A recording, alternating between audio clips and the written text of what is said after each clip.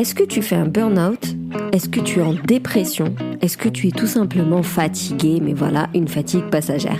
Dans ce podcast, on va voir ces trois dimensions qui sont différentes, mais tellement étroitement liées. Coucou, bienvenue au Café des Burnies, le podcast qui prend soin des nanas en burn-out. Je m'appelle Sarah, je suis infirmière, naturopathe et ma mission est de t'aider à déculpabiliser, à sortir de ton isolement pour recharger tes batteries et être épanouie. Chaque semaine, que ce soit en solo ou avec une nana, voire un mec inspirant, on parlera dévalorisation, échec, épuisement, fatigue, stress, tristesse, mais aussi résilience, espoir, reconversion et surtout trichothérapie. Dans le descriptif de l'épisode, tu trouveras un lien qui va te permettre de réserver ta première séance découverte. C'est une séance diagnostique offerte pendant laquelle on prendra le temps de discuter, de faire connaissance, mais surtout, moi, ça me permettra de te poser les bonnes questions pour savoir si je peux t'aider. Si c'est dans mes cordes, je te propose mes solutions, sinon je t'oriente vers ce qui me semble le plus pertinent pour toi. Maintenant, détends les épaules, cohérence cardiaque et profite pleinement de cet épisode.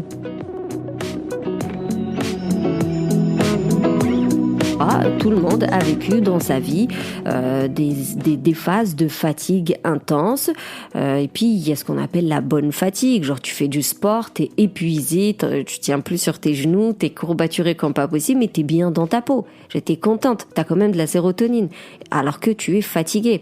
Tu peux très bien préparer un examen et pendant des mois, enfin, on va dire pendant des semaines, tu révises ou tu as un dossier à présenter en réunion, pendant des semaines, tu bosses dessus, mais c'est avec enthousiasme que tu vas le faire. Et donc, quand les semaines de labeur passent, il va y avoir une grosse chute de fatigue parce qu'encore une fois, tu étais en phase d'alerte au final où tu fournissais énormément d'énergie pour aller au bout de ton objectif. Une fois que l'objectif est atteint, tu verras que ton corps, il va se relâcher. C'est psychologique, il va se relâcher et c'est là, tu as une grosse fatigue, mais c'est une bonne fatigue parce que tu viens de passer plusieurs semaines à faire un truc auquel tu crois, qui tient à cœur, nanana, tu l'as fini, t'as atteint l'objectif, t'es trop satisfaite de toi, ouf, tu lâches, il y a tout le corps qui lâche prise, c'est un peu de la bonne fatigue. Mais par contre, t'as une fatigue qu'on appellera de l'asthénie qui va être plutôt liée à un rythme de vie effréné, un manque de sommeil, une grande consommation d'alcool, peu, voire pas du tout d'activité physique,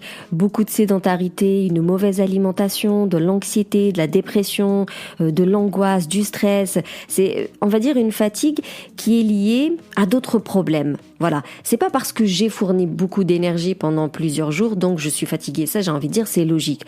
Par contre, que tu sois fatigué parce que tu ne dors pas la nuit, pourquoi tu ne dors pas la nuit? Que tu sois fatigué parce que tu consommes beaucoup de café, d'alcool, de cigarettes, pourquoi tu as augmenté ton seuil de coutumance? C'est-à-dire pourquoi tu as augmenté ta consommation, tout ce qui est addict. Genre si la fatigue, elle est liée à une cogitation omniprésente, à de l'angoisse le matin, le soir, l'après-midi, pourquoi est-ce que tu es angoissé? Pourquoi est-ce que tu es stressé? Tu vois, on n'est plus dans la fatigue liée à juste de l'activité intense pendant un moment donné. On est dans une activité qui est finalement une conséquence d'un problème beaucoup plus grave, entre guillemets. Tout ça pour dire que la fatigue, c'est quelque chose de normal. Tout le monde est fatigué à un moment donné, mais t'as plutôt une fatigue saine et une fatigue beaucoup moins saine. La fatigue saine, c'est tout. J'ai couru, je suis fatiguée, je dors, le lendemain, je vais beaucoup mieux. Je me fais un bon week-end reposant, je vais me ressourcer pendant une semaine quelque part et puis je vais revenir requinquer et tout va bien.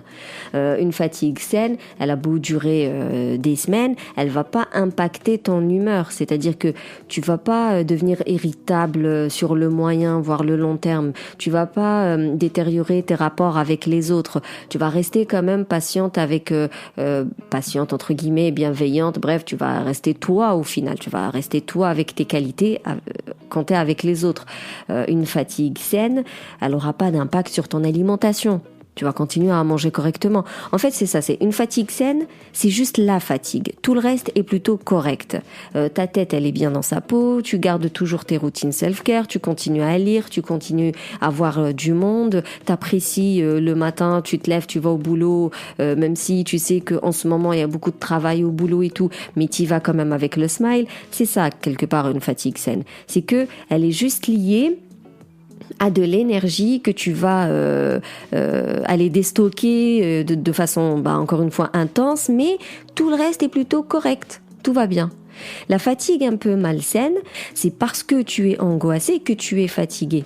Tu es tellement en cogitation, en rumination tout le temps, tu ne dors pas le soir, donc tu es fatigué. La fatigue un peu malsaine, elle peut être liée avec une perte d'appétit, une malnutrition, une sous-nutrition. Donc tu vois, on parle déjà de problèmes. Alors que la fatigue saine, elle est liée à un événement dans ta vie qui veut que tu fournisses plus d'efforts, mais ce n'est pas un problème en soi. Je veux dire, tu as un enfant par exemple, c'est pas un problème d'avoir un enfant, mais tu sais que tu vas fournir énormément d'énergie pendant un certain temps.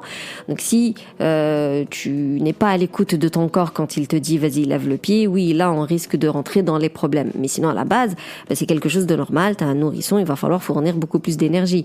Tu as un mariage à préparer, ce n'est pas un problème, il va falloir fournir beaucoup plus d'énergie. Et à la fin, une fois que le mariage est passé, tu verras que tu vas avoir un gros relâchement parce qu'il y a de la fatigue qui va te tomber dessus. Mais c'est une fatigue saine parce qu'elle est juste liée à un déstockage intensif d'énergie, d'émotions, d'intellect. Mais ce n'est pas lié à un problème. C'est juste lié à un événement de la vie normale. Alors que la fatigue malsaine, elle est liée à un problème qui est caché, sournois et qui va tout faire pour rester invisible pour pas que tu le trouves.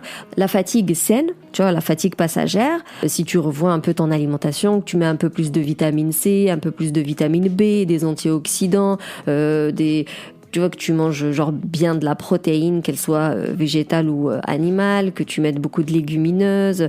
Voilà, si tu revois ton alimentation, si tu mets un peu plus d'huile essentielle, par exemple, genre de la menthe poivrée pour donner cet effet stimulant, si tu bois des tisanes aussi qui sont stimulantes, ça va t'aider déjà à prévenir la fatigue et à la diminuer quand il va falloir donner beaucoup plus d'énergie. Une fatigue malsaine, ça ne suffit pas de revoir son alimentation. Il faudra revoir son alimentation, son sommeil, son état d'esprit, ses activités physiques. Donc par état d'esprit, on va parler d'estime de soi, de blocage. Des fois, il faut même revoir carrément sa mission de vie. Donc ton travail actuel, faut peut-être le changer. Voilà, une fatigue malsaine, encore une fois, vu qu'elle est liée à un problème bien plus profond, forcément, pour en sortir, il va falloir revoir les différentes sphères de ta vie. En tout cas, le repos ne suffit pas. Pire que ça, c'est qu'elle va provoquer des sensations désagréables, pénible, genre t'es incapable finalement, tu vois, t'es tellement dépassé, surmené et envahi par ton quotidien et toutes les activités que tu dois faire, ça te donne ce sentiment de dévalorisation.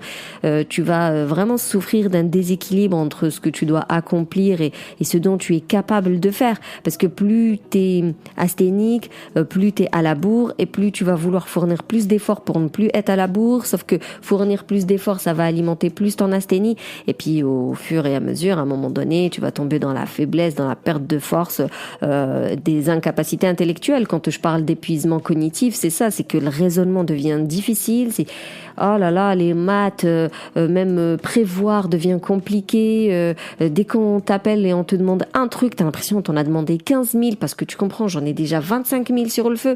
C'est difficile pour ton cerveau de raisonner et après, c'est complètement le manque d'énergie, la lassitude.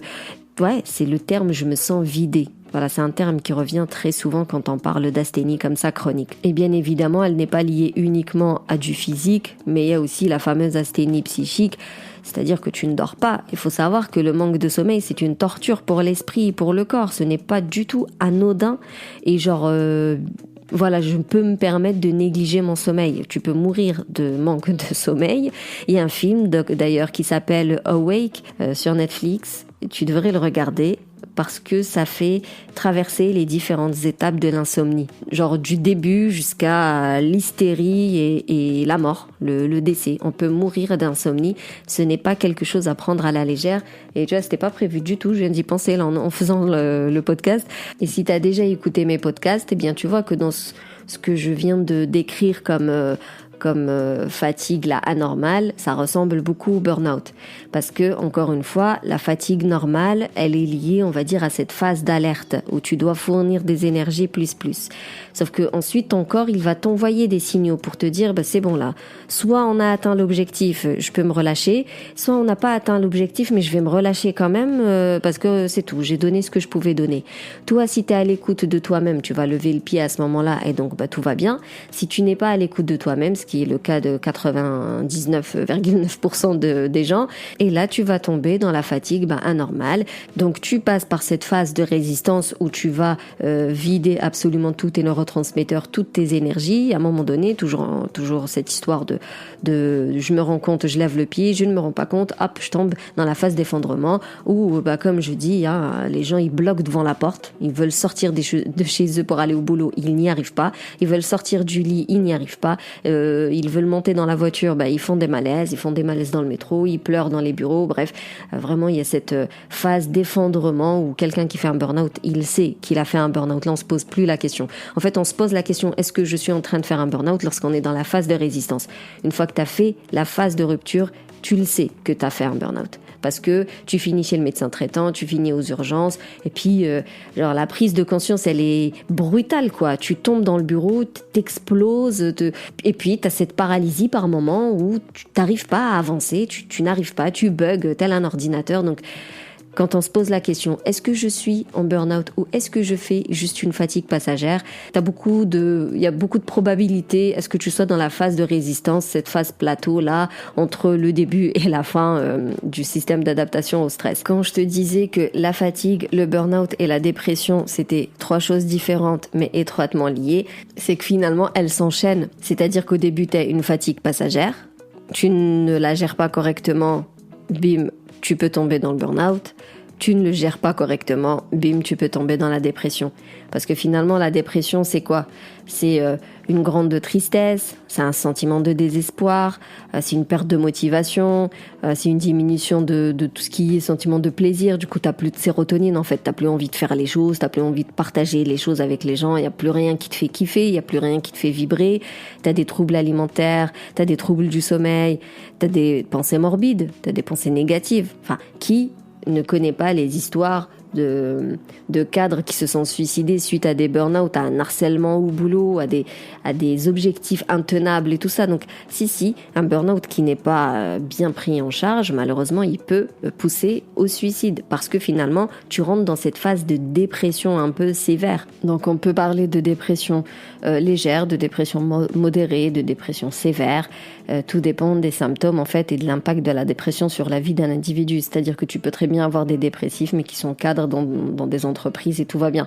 Alors que tu peux très bien avoir des dépressifs qui ne peuvent pas vivre en société et donc qui sont en invalidité chez eux. Voilà, la dépression, c'est une échelle, c'est un terme bien général, mais derrière, il y a énormément de symptômes et tout dépend de quoi on parle. Et en fait, tu as plusieurs types de dépression. Tu as la majeure quand tu enchaînes plusieurs épisodes dépressifs. Tu as les troubles dystémiques qui sont liés à une humeur dysfonctionnelle. Tu as des dépressions anxieuses, tu as des troubles bipolaires, tu as des dépressions saisonnières, tu as les dépressions liées au postpartum. Bref, des dépressions, il y en a beaucoup. Encore une fois, tout dépend des symptômes et c'est clairement pas dans un podcast qu'on va faire le tour de la dépression. Déjà, je n'ai pas la capacité ni les compétences, je suis pas du tout psychiatre. En fait, la dépression, c'est un terme tellement large, comme je t'ai dit, c'est vraiment comme un arbre, quoi. La dépression avec 15 000 branches et dans chaque branche, tu as des petites branches parce que tu as plusieurs types de dépression. Il y en a, on sait même pas pourquoi. En fait, on sait pas pourquoi avec précision telle personne est dépressive. Ça peut être génétique, ça peut être biologique, ça peut être le milieu de vie dans lequel elle a grandi, si jamais elle a subi des abus, des sévices et compagnie. Mais ça peut aussi être en lien avec d'autres maladies psychiatriques, comme ça peut être en lien avec des maladies chroniques tout simplement. Quand tu as une maladie très difficile à vivre, les personnes peuvent faire une dépression. Les personnes âgées sont connues pour faire des syndromes comme ça de glissement et qui finissent par des dépressions. Bref, tu vois, le burn-out, lorsqu'il peut arriver jusqu'à la dépression, on peut le soigner parce qu'on sait d'où il vient. Soit il est lié à une surcharge de travail, soit il est lié à un ennui total, soit il est lié à une perte de sens. Ensuite, la surcharge de travail, pourquoi est-ce que je me laisse imposer cette surcharge de boulot? Est-ce que je veux faire plaisir à tout prix parce que finalement je ne me suffis pas à moi-même? Est-ce que je suis maniaco-dépressive et donc il faudrait que je revoie un peu ma notion de réussite, de perfectionnisme et tout ça? Est-ce que je me suis laissée embarquer sous l'influence de X, Y, Z parce que je ne sais pas m'imposer?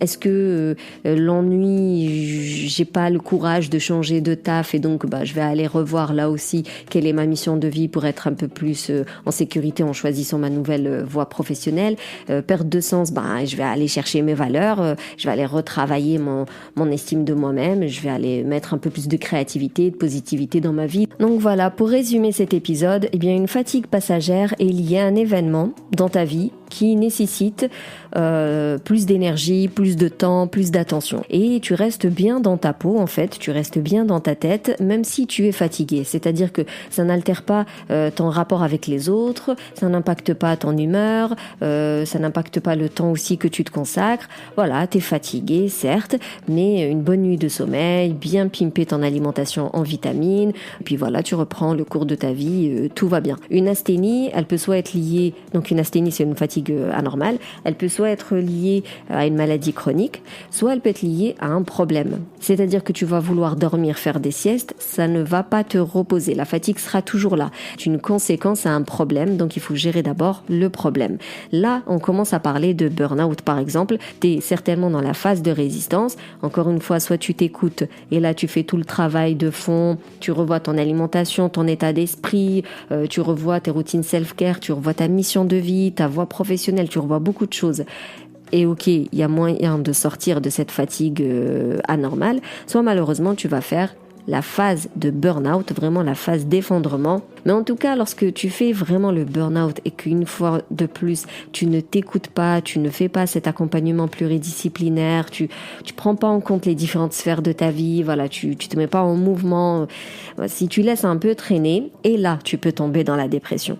Et encore une fois, la dépression liée à un burn-out et la dépression sévère connue dans le monde de la psychiatrie sont deux choses différentes. C'est-à-dire qu'une dépression liée à une maladie psychiatrique, elle est liée à une maladie psychiatrique. La dépression, la majorité des cas dépressifs, on ne sait pas pourquoi ils sont dépressifs. Du coup, on va parler de génétique, on va parler d'hérédité et parfois, on va aller un peu plus loin. Est-ce qu'ils ont subi des sévices quand ils étaient petits? Est-ce que c'est de la bipolarité? Tu vois, on va se demander si c'est pas une maladie psychiatrique qui est sous-jacente. C'est beaucoup plus compliqué à gérer parce qu'on ne sait pas d'où ça vient. Et encore une fois, dépression, c'est un terme général. Il y a énormément de catégories, de sous-catégories et d'articles et de tirés et de paragraphes pour bien définir la dépression. Alors que la dépression du burn-out, on sait d'où elle vient, à condition bien évidemment de faire le travail d'introspection, mais on va pouvoir identifier des faits, on va pouvoir identifier des raisons, des causes, et on pourra traiter justement ces causes-là pour traiter la dépression qui est suite. D'ailleurs, on va parler de dépression réactionnelle qui est suite du coup à cette phase d'effondrement, ce burn-out. Mais dans tous les cas, tu pourras utiliser le pouvoir de la résilience pour rebondir, pour faire face à cette épreuve-là, et puis mettre en place des actions, te mettre en mouvement, essayer, tester, recommencer, demander de l'aide surtout. Et puis tu verras que pour ce qui est du syndrome d'épuisement lié à une surcharge de boulot, à un harcèlement, à de l'ennui, à une perte de sens, même si tu vas jusqu'à la dépression, il y a quand même moyen de remonter la pente parce que on sait d'où ça vient. Quand on connaît les causes, ça change absolument tout. Voilà, j'espère que cet épisode t'a permis d'y voir plus clair et pour aller plus loin, je t'encourage à faire le test Suis-je en burn-out? Je te mets le lien en descriptif. Ce n'est pas un diagnostic médical, mais ça va te permettre de te poser les bonnes questions et puis voilà, de prendre un peu de recul et de voir un peu où tu en es. Je n'ai rien inventé, c'est le test CBI et j'ai mis beaucoup de temps à le paramétrer et du coup tu as 3 résultats. Soit il te dit tu es en phase d'alerte et à ce moment-là par mail je t'envoie des pistes de réflexion pour voir un peu pourquoi tu es en phase d'alerte. Soit tu es en phase de résistance et là tu reçois par mail le e-book avec les 10 étapes que tu dois absolument revoir pour éviter justement la dernière phase qui est celle du burn-out.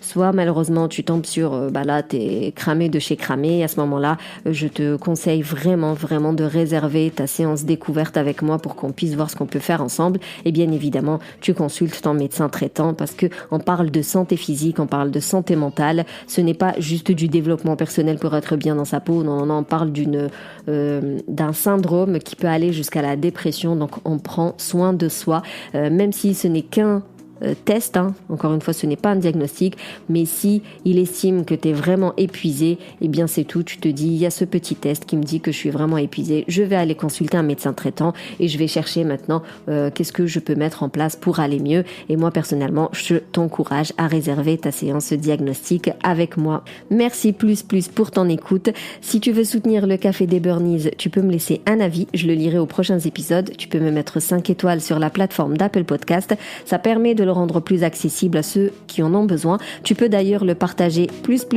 autour de toi. Et sinon, je te donne rendez-vous sur Instagram. Et d'ici là, je te dis, booste ton feeling good.